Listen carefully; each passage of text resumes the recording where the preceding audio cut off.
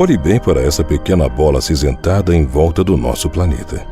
Agora, observe um pouco mais de perto. Sim, esta é a Lua, o satélite natural do planeta Terra, que tem seguido fielmente a órbita do corpo celeste maior já por alguns bilhões de anos.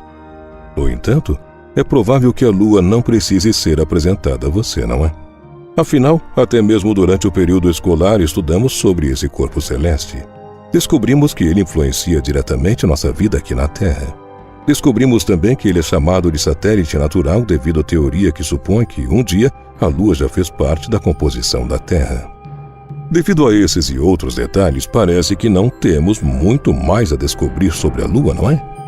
Segundo a NASA, atualmente sabemos mais sobre o solo da Lua do que conhecemos os próprios mares do nosso planeta.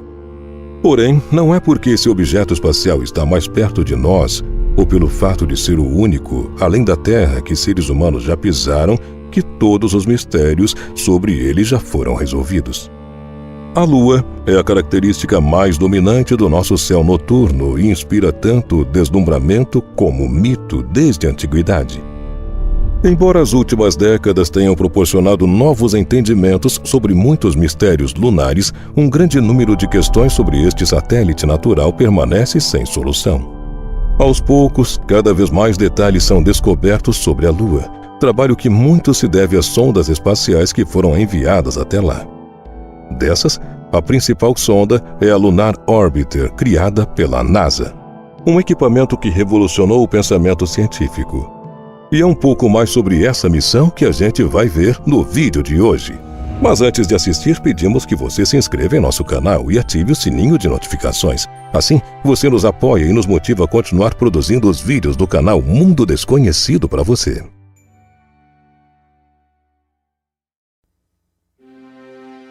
Embora o satélite da Terra seja o primeiro objeto planetário a ser explorado por naves espaciais e o único corpo a ser visitado por astronautas, os cientistas ainda têm muitas questões não respondidas acerca de sua história, composição e até mesmo estrutura interna. Já há alguns anos, os pesquisadores têm solicitado a exploração renovada da Lua. A Agência Espacial Europeia, juntamente com o governo do Japão, planejam enviar sondas em órbita lunar. E a NASA considera a possibilidade de pousar uma nave não tripulada na face oculta da Lua. Ao estudá-la, essas missões podem também iluminar a história de todos os planetas rochosos do Sistema Solar, como Mercúrio, Vênus, Marte e especialmente a Terra. Como a superfície da Lua tem permanecido relativamente imutável nos últimos 3 bilhões de anos, o satélite pode guardar a chave do conhecimento de como os planetas interiores se formaram e como eles evoluíram. Quando os astrônomos espiaram pela primeira vez a Lua através de telescópios 400 anos atrás, descobriram que a sua superfície consiste de 2 tipos principais de terreno. O primeiro tipo é de terras altas, acidentadas, cheias de crateras, e terras baixas escuras com poucas crateras. Galileu Galilei, o inventor do telescópio, foi um dos primeiros a estudar os terrenos da Lua e até deu nome a cada um dos tipos. Uma das maiores surpresas da era espacial veio no ano de 1959, quando a nave soviética Luna 3 fotografou a face oculta da Lua, que nunca havia sido vista porque estava sempre virada para o lado oposto à Terra. E as fotografias mostraram que do outro lado faltam quase completamente as terras escuras que são dominantes do lado visível. Embora os cientistas tenham algumas teorias que poderiam explicar a dicotomia do terreno, o enigma permanece. Além disso, pesquisas feitas anos depois, graças à análise das rochas lunares e do solo trazidos à Terra pelos astronautas da Apollo e pelos aluniçadores não tripulados, permitiram aos pesquisadores obter um vislumbre da evolução da Lua. A evidência sugere que a Lua foi criada há cerca de 4 bilhões e meio de anos atrás, quando um corpo de tamanho comparável a Marte se chocou contra o planeta Terra primitivo. A colisão esguichou rocha vaporizada em órbita ao redor da Terra, e esses pequenos corpos coalesceram rapidamente, formando a Lua.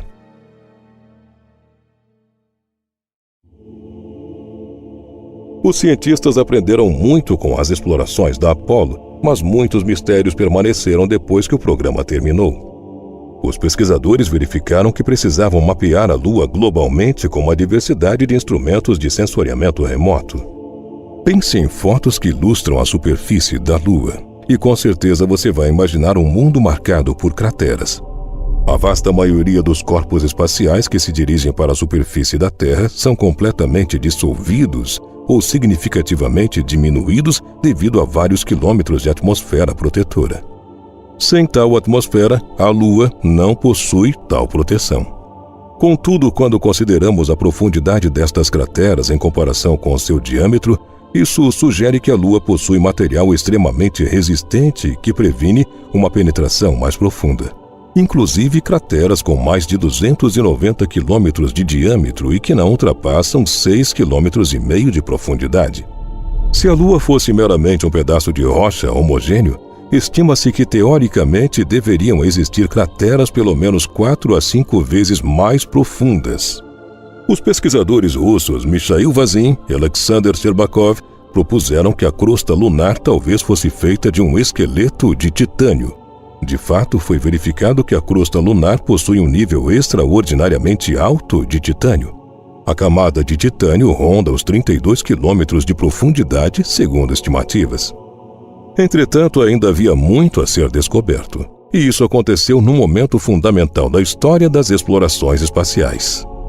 Há uma década, no ano de 2009, um foguete Atlas V ardia em um céu claro e brilhante da Flórida para marcar o primeiro grande encontro lunar do século XXI.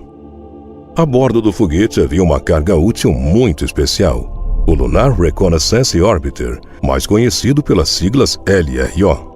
As expectativas para essa missão eram altas por parte dos pesquisadores, mas seus resultados surpreenderam até os mais otimistas. O LRO foi o primeiro passo para o retorno de humanos à Lua, e seus instrumentos foram selecionados com esse objetivo em mente. A missão se concentra particularmente nos polos da Lua, para procurar água em estado líquido ou sólido que possa existir em crateras permanentemente sombreadas, aquelas que estão no lado oculto do satélite. Entre seus resultados, a LRO fez várias descobertas de água por conta própria, além de ter lançado um mapa topográfico altamente preciso da Lua em 2011. A sonda até encontrou os restos de várias sondas de programas espaciais que chegaram à Lua entre as décadas de 1960 e 1970. A LRO surgiu do retorno à iniciativa da Lua, que era uma visão para a exploração espacial anunciada pelo então presidente George W. Bush. Disse Mark Robinson, professor da Universidade Estadual do Arizona, envolvido no projeto do lançamento da sonda ao espaço.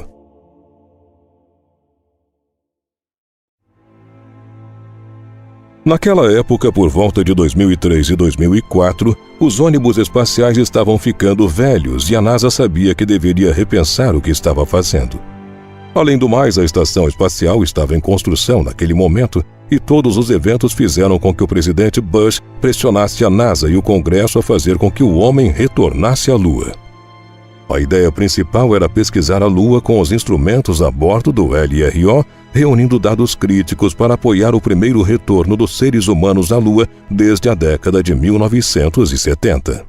Cada instrumento do LRO foi tripulado por uma equipe para examinar a superfície lunar em busca de novas informações sobre o local que primeiro deveria ser explorado.